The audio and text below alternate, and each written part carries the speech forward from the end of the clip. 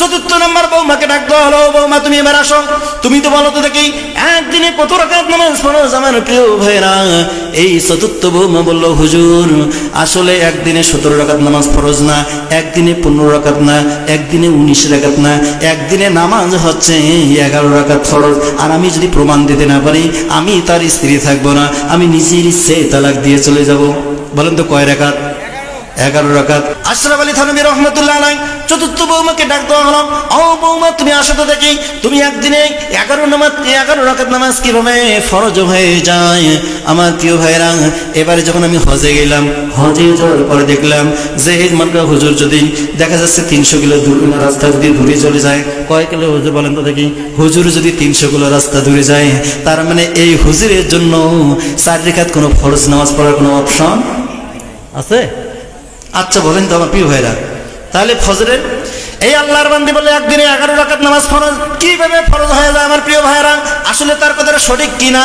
এবার হুজুর যদি 200 থেকে 300 কিলো রাস্তা দূরে যায়, আমার আল্লাহ রব্বুল আলামিন আমাদেরকে এত ভালোবাসে, ভালোবাসার কারণে আল্লাহ তাআলা সমস্ত কাজগুলোকে সহজ করে দিয়েছে। সকল বলি সুবহানাল্লাহ। আমি হজে গেলাম, হজে যাওয়ার পর বলল, হুজুর আপনি জোহরের নামাজ কয় রাকাত পড়ছেন? কয় কেন, আমি তো জোহরের নামাজ 4 রাকাত। কয় না না, আপনার জন্য যেহেতু আপনি জার্নি করে এসেছেন, সুতরাং আপনার জোহরের নামাজ আর 4 রাকাত হবে না, তার মানে আপনার জোহরের নামাজ এখন কসর হবে। কি হবে হুজুর? কি হবে? কসর। এই হুজুর বলে দিচ্ছে এটাকে কসর। আল্লাহর বান্দি বলে দিলাম, ও হুজুর আপনি কি কখনো সফরে যান না? কই কেন, আমি তো সফরে যাই। কই আপনি যখন সফরে যান তাহলে আপনি ফজরের নামাজ 2 রাকাত পড়েছেন ফরজ, এটা ঠিক আছে, কিন্তু আল্লাহ রাব্বুল আলামিন আপনার জন্য সহজ করে দিয়েছে, সেটা হচ্ছে আপনি যদি কসরে থাকেন কখনো 4 রাকাত আপনি ফরজ নামাজ পড়তে পারবেন না। জোরে জোরে বলেন না সুবহানাল্লাহ। আমার ভাইয়েরা, এই আল্লাহর বান্দি বলল, হুজুর এখন বলেন আমি যে বললাম একদিনে 11 রাকাত নামাজ ফরজ, তার মানে ফজরের 2 রাকাত নামাজ ফরজ, আপনি যদি কসরে থাকেন তার মানে আপনার জন্য 4 রাকাত নামাজ কখনো ফরজ হবে না, তার মানে 2 রাকাত মাইনাস হয়ে গেল। এবার 2 এ 2 4 হয়ে গেল। আপনি আসরের নামাজ যখন পড়বেন, আপনি যখন কসর করবেন তখন কিন্তু আপনারা 4 রাকাত থাকবে না, তার মানে 2 রাকাত মাইনাস হয়ে যাবে। আমার প্রিয় ভাইয়েরা, একটা নামাজের কিন্তু কসর হয় না, সেটা হচ্ছে মাগরিবের নামাজ। তাহলে মাগরিবের নামাজ 3 রাকাত, এখানে যদি 2 রাকাত করে মাইনাস হয়ে যায় 6, 3 দুগুণ 6, আর এদিকে হলো কত? 3 রাকাত। 6 আর 3 কত বলেন তো দেখি? 9 রাকাত হয়ে যায়। ও হুজুর আপনি যখন ইশার নামাজ পড়বেন, আমার আল্লাহ রাব্বুল আলামিন আপনার জন্য সহজ করে দিয়েছে। যেই জিনিসটা সহজ করতে সেটা হচ্ছে আপনি যদি কসরে থাকেন অবশ্যই অবশ্যই আমার আল্লাহ রাব্বুল আলামিন সহজ করে দিয়েছে, ইশার নামাজ আপনার 4 রাকাত পড়া যাবে না, তার মানে ইশার নামাজও আপনাকে 2 রাকাত পড়তে হবে। এই মোট হলো 11 রাকাত। একদিনে নামাজ ফরজ। কথা বলেন উত্তর সঠিক হয়েছে কিনা? সঠিক কিনা? সঠিক হয়েছে। একদিনে 17 রাকাত ফরজ, এটাও সঠিক। একদিনে 15 রাকাত, এটাও সঠিক। একদিনে 19, এটাও সঠিক। একদিনে 11, এটাও সঠিক। কিন্তু আমরা পেয়েছি আসলে স্বর্ণের খনি নয়, আমরা পেয়েছি রূপার খনি নয়। আমার প্রিয় ভাইরা, আমরা হীরা মানিকের কোনো খনি পাই নাই, আমরা পেয়েছি বাংলাদেশের মধ্যে, সেটাই হচ্ছে চোরের খনি। কথা বলেন ঠিক কিনা? মুসলমান কথা বলতে হবে। বাংলাদেশ থেকে যারা লুটপাট করে, যারা বাংলাদেশের এই টাকাগুলো পাচার করে অন্য দেশে যারা রাজ্য তৈরি করতেছে, আমার প্রিয় ভাইয়ের আল্লাহ রাব্বুল আলামিন বলল, সেই সমস্ত বান্দাগুলো এতিম মিসকিন অসহায়ের হকগুলো মেরে দিয়ে যারা বেগম পাড়া তৈরি করতেছে, সাবধান হয়ে যাও। আমি আল্লাহ রাব্বুল আলামিন এই সমস্ত বান্দাদের জন্য আমি আল্লাহ তাআলা নিজেই বাদী হয়ে মামলা করবো। সকলে সুবহানাল্লাহ। আল্লাহর রাজ যদি কায়েম করতে চায়, আল্লাহর কোরআনকে যে রাষ্ট্র পরিচালনা করে, এবার বাংলাদেশের মধ্যে টেকনাফ থেকে তেতুলিয়া, রূপসা থেকে পাকুড়িয়া, সুন্দরবন থেকে বান্দরবান, প্রতিটা মানুষের কর্ণে কহরে একটি শব্দ শোনা যাচ্ছে যে আগামীর দিন হচ্ছে কোরআন আওলাদের দিন। কথা বলেন ঠিক কিনা? আগামীর দিন হবে টুপিওয়ালাদের দিন, আগামীর দিন হবে মাদ্রাসা মসজিদওয়ালাদের দিন, আগামীর দিন হবে চরমনের দিন, আগামীর দিন হবে হেফাজতের দিন, আগামীর দিন হবে জামাত ইসলামের দিন, আগামী দিন হবে খেলাফত মজলিসের দিন। কথা বলেন ঠিক কিনা? আমরা বাংলার জমিনে একটি ঘোষণা দিতে চাই, বাংলার জমিনে কোনো জালিমের আর রাস্তানা থাকবে না, বাংলার জমিনে কোনো জালিমের রাস্তানা বাংলা রাষ্ট্র পরিচালনা করতে পারবে না। এজন্য সমস্ত তাওহীদি জনতাকে আমাদেরকে একটা প্রতিজ্ঞা করতে হবে, বাংলার জমিনে কোনো জালিমকারীকে আর ক্ষমতার চেয়ে আমরা দেখতে চাই না। কথা বলেন ঠিক কিনা? কারা কারা দেখতে চাই না? দুহাত তুলে আমার আল্লাহ তাআলাকে দেখান। লিল্লাহি তাকবীর। না তাকবীর। আল কোরআনের আলো, আল হাদিসের আলো, তোমার নেতা আমার নেতা, নারায়ে তাকবীর। যখন আল্লাহর কোরআন থেকে দূরে সরে গেছে, এই মুহূর্তে গোটা পৃথিবীর ইহুদি নাসারা খ্রিস্টান বৌদ্ধ যারা আছে, মুসলমানদের উপর নির্যাতনের স্টেপ রোলার চলাচ্ছে, কথা বলেন ঠিক কিনা? মুসলমানের আওয়াজ সিংহের গর্জন দিয়ে দিতে হবে। আমার প্রিয় ভাইরা, এ মুসলমান, কথা বলতে হবে, যেই রংপুরের সন্তানের রক্ত ছাড়া বাংলাদেশ থেকে জালিম মুক্ত হলো না। তোমরা দক্ষিণবঙ্গের মানুষ আমাদেরকে বলো মফিজ, সুতরাং আমরা গোটা পৃথিবীরকে সাক্ষী রেখেছি, আমরা রংপুরের লোক কখনো মফিজ হতে পারে না।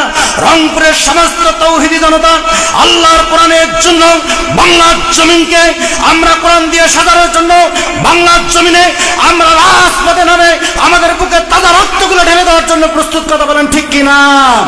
তোমরা যারা আমাদেরকে মফিজ ভেবেছো, সুতরাং আমরা মফিজ নয়। বাংলাদেশ থেকে শুরু করে নিয়ে গোটা পৃথিবীর মধ্যে যারা ইতিহাস করলো, বাংলাদেশের রংপুরের কৃতি সন্তান আবু সাইদ বাংলাদেশ থেকে জালিম মুক্ত করলো, তোমরা যারা আমাদেরকে মফিজ বলো, আসলে আমরা মফিজ না, আমরা আল্লাহর কোরআনের জন্য আমরা জীবন দেওয়ার জন্য প্রস্তুত, কথা বলেন ঠিক কিনা? এ মুসলমান, ওই আবু সাইদের মতো ভূমিকা পালন করে আল্লাহর কোরআনের জন্য যদি রাজপথে নামতে হয়, রাজপথে যদি রক্ত ঝরা লাগে, কারা কারা রাজি আছো? দুহাত তুলে আমার আল্লাহ তাআলাকে দেখান। একটি বার্তা দিতে চাই, যেই বার্তাটা হচ্ছে বর্তমান ডক্টর ইউনূসকে আমরা সাধুবাদ জানাইতে চাই এই কারণে যে বাংলাদেশের মধ্যে ডেভিড হার্ট অপারেশন যেটা চালু হয়েছে, এইরকম একটা ডেভিড হার্ট অপারেশন নয়, এইরকম যদি বাংলার জমিন থেকে যদি জালিম মুক্ত করা হয়, এইরকম যদি আবারও আর একটি ডেভিড হার্ট অপারেশন করা লাগে, আপনি যদি ব্যর্থ হয়ে যান, বাংলার তৌহিদি জনতাকে আপনি যদি ডাক দেন, আমরা সমস্ত 18 কোটি তৌহিদি জনতা প্রয়োজন হলে মাথার কাপড় যদি আমরা কাপড়ের কাপড় মাথায় পেঁচে রাজপথে নামতে আছি, তবে বাংলাদেশ থেকে আমরা জালিম মুক্ত করতে চাই, কথা বলেন ঠিক কিনা? কারা কারা বাংলাদেশ থেকে জালিম মুক্ত করতে চাই? আবার দুহাত তুলে আমার আল্লাহ তাআলাকে দেখান। লিল্লাহি তাকবীর, নারায়ে তাকবীর। আল কোরআনের আলো, আল হাদিসের আলো, তোমার নেতা আমার নেতা, নারায়ে তাকবীর। আজকে আপনাদেরকে যে আলোচনাটা আমি উপহার দিতে যাচ্ছি, আমার মনে হয় আমার এই এলাকার লোক হয়তোবা এই আলোচনা আপনারা কোথাও শুনতে পান নাই। ইনশাল্লাহ আমি সেই আলোচনাটাই আজকে আপনাদেরকে উপহার দেব। আচ্ছা আমার প্রিয় ভাইয়েরা, আপনারা বলেন, প্রথম হচ্ছে প্রশ্ন, নামাজ কত রাকাত একদিনে ফরজ? একদিনে নামাজ কত রাকাত ফরজ? নামাজ কেউ পড়ে না? একটু জোরে সোরে বলেন, কত রাকাত? 17 রাকাত ফরজ আমার প্রিয় ভাইরা। কিন্তু আশরাফ আলী থানভী রহমতুল্লাহ আলাইহি ওই জামানায় এক যুবক বিয়ে করছে 4টে। এটা কোনো কিচ্ছা না, আপনাদের কোরআন দিয়ে আমি সমাধান দেবো। বিয়ে করছে কয়টা?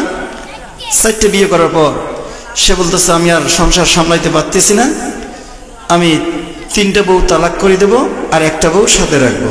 একটা তো সমাধানের প্রয়োজন আছে কি আছে না? তো সুতরাং ওই জামানায় আশরাফ আলী থানভী রহমতুল্লাহ আলাইহি বিজ্ঞ আলেম, আল্লাহর ওলি, তার কাছে যে সমাধান চাইল, বাবা যে হুজুর আমাকে সমাধান দেন, আমার 4টে বউ, 3টাকে তালাক করে দেব আর একটা রাখবো। এখন প্রশ্ন, তবে ঠিক আছে তুমি বাসায় চলে যাও, কোন বউটাকে তুমি রাখবে?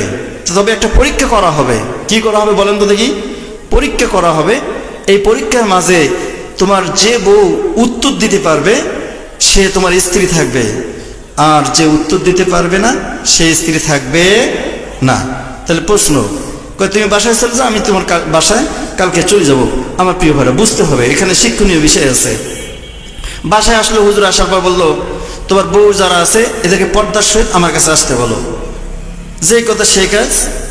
আসলো, আসার পর প্রথম বউকে জিজ্ঞাসা করা হলো, বৌমা তুমি যদি প্রশ্নের উত্তর দিতে পারো তাহলে এর বউ থাকবে, আর যদি প্রশ্নের উত্তর দিতে না পারো তাহলে তালাক হয়ে চলে যাবে।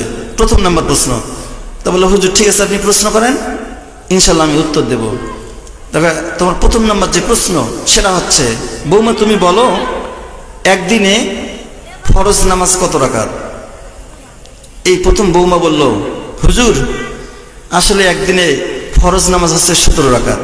কয় কিভাবে? ফজরের 2 রাকাত ফরজ, জোহরের বলেন বলেন, জোহর যারা নামাজ পড়ে না তারা তো একটু সমস্যায় আছে, তাই নাকি? জোহরের কয় রাকাত? 4 রাকাত, আসরের, মাগরিবে 3 রাকাত, এশায় 4 রাকাত, এই মোট কথা হচ্ছে 17 রাকাত। এখন হুজুর বলল যে বৌমা তুমি পাস, আসলে তো সত্যি, তাই না? সত্যি না? একদিনে কত রাকাত ফরজ? 17 রাকাত নামাজ। অ্যান্সার কিন্তু সঠিক। এখন বললো ঠিক আছে, তোমার উত্তর সঠিক হয়ে গেছে, সুতরাং তুমি এর বউ থাকবে। এবারে আশরাফ আলী থানভী রহমতুল্লাহ আলাইহি দ্বিতীয় বউকে জিজ্ঞাসা করা হলো, ও বৌমা তুমি বলো তো একদিনে কত রাকাত নামাজ ফরজ? তুমি যদি অ্যান্সারটা দিতে পারো তাহলে তুমি এই ছেলের বউ হিসেবে থাকবে, আর যদি তুমি অ্যান্সার দিতে না পারো তার মানে তার এর বউ আর থাকবে না, এই বউ এখনই তালাক হয়ে যাবে। দ্বিতীয় বৌমা, ওনাকে বলা হলো, ও বৌমা তুমি বলো তো দেখি একদিনে ফরজ নামাজ কত রাকাত? এই বৌমা চালাকি করলো, চালাকি করে বলল, আমার বড় আপা তো কিছুক্ষণ আগে বললো একদিনে নামাজ হচ্ছে 17 রাকাত ফরজ, সুতরাং আমি 17 রাকাত বলবো না, আমি বললাম একদিনে 15 রাকাত নামাজ ফরজ। কত রাকাত বলেন তো দেখি? ইমাম সাহেব অবাক হয়ে গেল, এ কোন কথা বললো? আমরা তো 5 ওয়াক্ত নামাজ পড়ি, আমরা তো জানি একদিনে 17 রাকাত নামাজ ফরজ, আর তুমি কোন কথাটা বললে যে একদিনে 15 রাকাত নামাজ ফরজ? বলে হুজুর আমি যদি প্রমাণ দিতে না পারি আমি স্ব-ইচ্ছায় আমি আমার স্বামীকে তালাক দিয়ে আমি নিজেই চলে যাব। সকলে বলি সুবহানাল্লাহ। কয় তোমাকে প্রমাণ দিতে হবে? বলে অবশ্যই আমি জেনে বুঝেই কিন্তু প্রমাণ দিব, আর যদি প্রমাণ দিতে না পারি আমি নিজেই তালাক দিয়ে চলে যাব। তাহলে একদিনে ফরজ নামাজ কত রাকাতের কথা বলা হলো? কয় রাকাত বলেন তো দেখি? 15 রাকাত। আমার প্রিয় ভাইয়েরা, এবারে তৃতীয় স্ত্রীকে ডাক দেওয়া হলো, ও বৌমা তুমি বলো তো দেখি একদিনে ফরজ নামাজ কত রাকাত? সে বলল, আমার বড় আপা যেহেতু বললো একদিনে 17 রাকাত নামাজ ফরজ, আমার মেজো আপা বললো একদিনে 15 রাকাত নামাজ ফরজ, সুতরাং আমি সেটা বলবো না, হুজুর একদিনে কিন্তু 19 রাকাত নামাজ ফরজ। বলেন তো কত রাকাত? আমি যদি এটা প্রমাণ দিতে না পারি আর যদি সমাধান দিতে না পারি আমি নিজ ইচ্ছায় আমার স্বামীকে তালাক দিয়ে আমি চলে যাব, তার সংসার করব না। ইনশাআল্লাহ আমি এই প্রশ্নের জবাবটা দিয়ে যাব, কেমন করে একদিনে 19 রাকাত নামাজ ফরজ হয়? আসলে কি 19 রাকাত নামাজ ফরজ না? সে আবার কি বললো? আমি প্রমাণ দেব। কি দেব বলেন তো দেখি? প্রমাণ। আমার ভাইয়েরা, চতুর্থ নম্বর বউকে এবারে ডাকা হলো, ও বৌমা তুমি বলো তো দেখি তোমার বড় আপা বললো একদিনে 17 রাকাত নামাজ ফরজ, তোমার মেজো আপা বললো একদিনে 15 রাকাত নামাজ ফরজ, তোমার সেজো আপা বললো একদিনে 19 রাকাত নামাজ ফরজ, তুমি এবারে কি বলবে একদিনে কত রাকাত নামাজ ফরজ? এই আল্লাহর বান্দি বলল, হুজুর আপনি জানেন না, বড় আপার কথা আমি ওভারটেক করতে পারি না, মেজো আপার কথা আমি ওভারটেক করতে পারি না, মানে আমরা একে অপরকে ভালোবাসি, সেজো আপার কথাটা আমি ওভারটেক করতে পারি না। সুতরাং হুজুর আমি যেই কথাটা বলতেছি একদিনে 11 রাকাত নামাজ ফরজ। সুবহানাল্লাহ। প্রশ্নটা সহজ হলো না কঠিন হলো?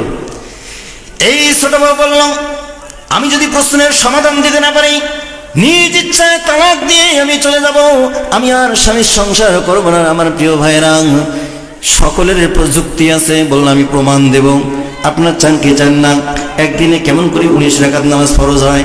একদিনে কেমন করে 15 রাকাত নামাজ ফরজ হয়? একদিনে কেমন করে 11 রাকাত নামাজ ফরজ হয়? শুনতে চান কি চান না? যেই সমস্ত ভাইয়েরা, আমার তো মনে হয় এরকম আলোচনা বাইরে কোথাও শোনেন নাই, যারা রাস্তায় ঘুরে বেড়াচ্ছেন, ও যুবক ভাইয়েরা বাসায় যারা বসে আছেন, আসলে ওখানে কোনো ফায়দা নাই। আজকে আপনাদের জন্য আমার জন্য একটি সুযোগ হয়েছে, এই জায়গায় যে সমস্ত বান্দাগুলো এসে বসবে আল্লাহ রাব্বুল আলামিন তাদের জীবনের সমস্ত গুনাহ মাফ করে দেবে। সকলে বলি সুবহানাল্লাহ। শুধু কি গুনাহ মাফ করে আমার ভাইয়েরা? গুনাহ মাফ করবে না আল্লাহ রাব্বুল আলামিন। যেই বান্দাগুলো এই জান্নাতের বাগানে এসে বসবে আল্লাহ রাব্বুল আলামিন এই বান্দার জীবনের গুনাহ মাফ করবে, এই বান্দার বাবা মার জীবনের গুনাহগুলো মাফ করে দেবে। সকলে বলি সুবহানাল্লাহ। শুধু কি তাই আমার ভাইয়েরা, এই জান্নাতের বাগানের আশেপাশে যতগুলো কবর আছে, এই জান্নাতের বাগানের ওসিলায় এই কবরবাসীগুলোর আযাব আল্লাহ রাব্বুল আলামিন 40 দিনের জন্য মাফ করে দেবে। সকলে বলি সুবহানাল্লাহ। একটু জিকির করিতে দেখি, লা ইলাহা ইল্লাল্লাহ, লা, জোরে বলেন, জোরে, লা ইলাহা। হায়াতের মালিক সে আল্লাহ, মৌতের মালিক সে আল্লাহ, লা ইলাহা ইল্লাল্লাহ, লা। এই কালিমা পড়বে যারা, এই কালিমা পড়বে যারা, ঈমান শিবে অন্তরে, লা ইলাহা, জোরে জোরে জোরে, লা ইলাহা, লা ইলাহা ইল্লাল্লাহু মুহাম্মাদুর রাসূলুল্লাহ। সকলে বলে সাল্লাল্লাহু আলাইহি ওয়াসাল্লাম। আমার প্রিয় ভাইরা, প্রশ্নটা মনে আছে কিনা? প্রশ্নটা আছে না মনে? ইনশাআল্লাহ আমিও চেষ্টা করব আল্লাহর কোরআন থেকে সমাধান দেব। একদিনে 19 রাকাত নামাজ ফরজ, একদিনে 17 রাকাত নামাজ ফরজ, একদিনে 15 রাকাত নামাজ ফরজ, একদিনে 11 রাকাত নামাজ কিভাবে ফরজ হয়, ইনশাআল্লাহ সময় থাকলে আপনাদেরকে ফিনিশিং দিয়ে ইনশাআল্লাহ নেমে যাব। আপনারা শুনতে চান কি চান না? শুনতে চান? এরকম তো মন মানসিকতা নাই। শুনতে চান কি চান না? তাহলে আবারও একটা তাকবীর হবে, এমন একটি তাকবীরের হুঙ্কার দেব, বাংলার জমিনে কোনো নাস্তিকের রাস্তাটা থাকবে না। আমরা যেই জায়গা কোরআনের আলোচনা শুনতেছি, এই জায়গা থেকে শুরু করে গোটা পৃথিবীর যারা ইহুদি নাসারা খ্রিস্টান আছে, এদের কম্পনে আমরা এদের কম্পনে আমরা ধিক্কার করতে চাই, এদের কম্পনের মধ্যে আঘাত করতে চাই, এদের হৃদয়ে আঘাত করতে চাই। কারা কারা প্রস্তুত আছেন? দুহাত তুলে আমার আল্লাহ তাআলা দেখেন, লিল্লাহি তাকবীর। আর একটু জোরে দেন,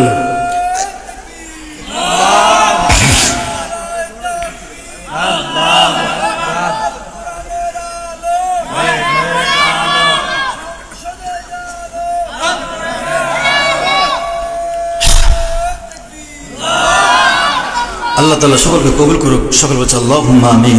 আমার প্রিয় ভাইরা, আপনি আমি পরিচয় দিচ্ছি আমরা মুসলমান। কি বলেন তো দেখি? মুসলমান।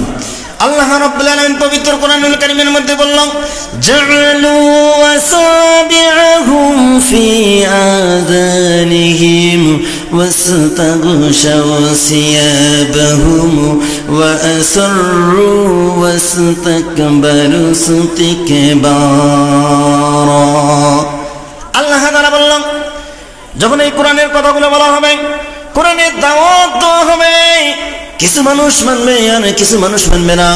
রাসূল সাল্লাল্লাহু আলাইহি ওয়াসাল্লাম যখন তার জামানায় কালিমার দাওয়াত দিত, কিছু কিছু কাফের গুলো ছিল এই জায়গা থেকে পলায়ন করত। কি করতো বলেন তো দেখি? আল্লাহর নবী বিশ্ব নবী জনাবে মুহাম্মদ রাসূলুল্লাহ সাল্লাল্লাহু আলাইহি ওয়াসাল্লাম যখন কালিমার দাওয়াত দিত, কাফেরগুলো রাসূল সাল্লাল্লাহু আলাইহি ওয়াসাল্লামের উপর কি করত? নির্যাতন করত, নির্যাতনের স্টিম রোলার চালাতো এবং ধিক্কার জানাইতো। আব্দুল্লাহর বেটা মুহাম্মদ যে কথাগুলো বলে, এই কথা শোনা যাবে না, এই কথা মানা যাবে না, এগুলোতে সে মন গড়া কথা বলে। আমার প্রিয় ভাইয়েরা, সত্যি করে বলেন তো দেখি, আপনার নবী, আমার নবী কি কখনো এগুলো মন গড়া কথা বলেছে? বলেছে না। এবারে মক্কার জমিনের কাফেরগুলো তারা বলল, আব্দুল্লাহর বেটা মুহাম্মদ হচ্ছে একটা জাদুকর। আসলে কি জাদুকর? আমার প্রিয় ভাইরা, আমরা তো বলতেই পারি আমার নবী হচ্ছে আমার কলিজার। কথা বলেন ঠিক কিনা? ভালোবাসার জায়গা মদিনা, ভালো লাগার জায়গা মদিনা, বলো না ভালোবাসার জায়গা মদিনা, ভালো লাগার জায়গা মদিনা। বলুন কথা বলেন ঠিক কিনা? পৃথিবীর মধ্যে যদি কোনো ভালো জায়গা খুঁজতে চান, আমি এবার হজে গেলাম, আসলে মদিনার মতো ভালো জায়গা কোথাও খুঁজে পাওয়া যায় না।